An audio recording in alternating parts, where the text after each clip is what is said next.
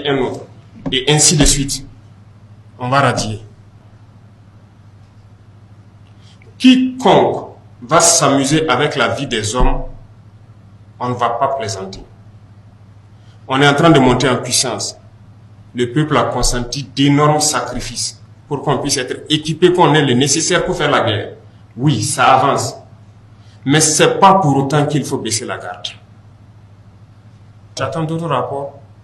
Tant que ce n'est pas élucidé certaines conditions, on ne va pas s'arrêter.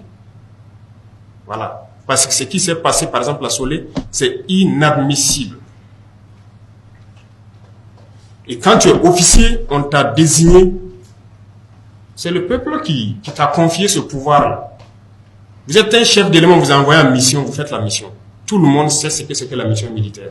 Il n'y a pas à baisser la garde. Et ce qui fait encore mal, c'est que je pense que depuis le 19, tout le monde a été alerté qu'il y a des projets d'attaque d'envergure. Et je pense que les zones de Solé, Arbinda étaient plus menacées. Et je pense que c'est le 21, c'est ça? Il y a des missions qu'on a envoyées spécialement pour aller voir ces points-là, revoir le dispositif de défense et tout, les conseiller. Mais malgré ça, si tu dors, on va te taper.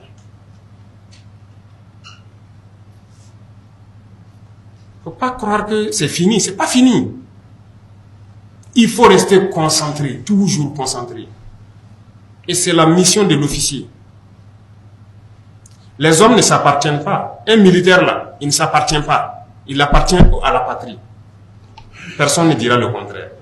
Et si on prend quelqu'un, tu es un chef d'élément, on te confie des hommes, c'est toi ta responsabilité de tout faire pour qu'ils soient en vie. Tu les commandes. Si quelqu'un refuse, tu le punis. Jusqu'à la radiation, ça existe. Ce qui s'est passé là-bas, on a été surpris.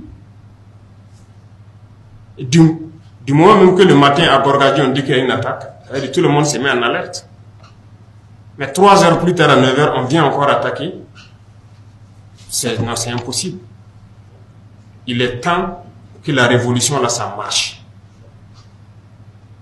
On ne peut pas vouloir se développer dans ça. En voulant feinter, déplacer les problèmes. Non, il faut affronter les problèmes et les résoudre. Voilà pourquoi les gens affrontent actuellement le terrorisme et combattent. Donc dans l'administration, chacun aussi doit affronter tout ce qui est problème et résoudre. On ne va pas avoir froid aux yeux. On fera ce qui est bien pour le peuple là.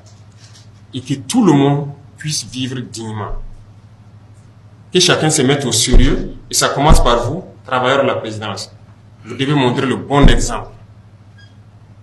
Vous devez pouvoir véhiculer l'idéologie. Il faut qu'on arrive à équilibrer la balance. L'autosuffisance alimentaire. Ce qui va nécessairement faire baisser le coût des denrées. Même si vous touchez 100 000 francs, si le sac de riz a baissé, ainsi de suite, tu peux nourrir ta famille. C'est lorsque vous avez un bas salaire et que le coût de la vie est élevé qu'il y a un problème. Donc c'est ce combat que nous essayons de mener actuellement.